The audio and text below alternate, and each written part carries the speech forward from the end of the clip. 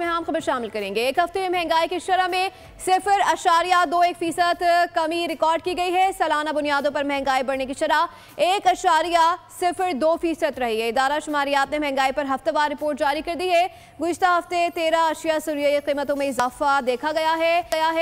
16 अशिया ज़रूरी कीमतों में कमी 22 में इस्तेकाम रहा। आपको अपडेट करें, महंगाई की शरह में 0.21% कमी रिकॉर्ड की गई है।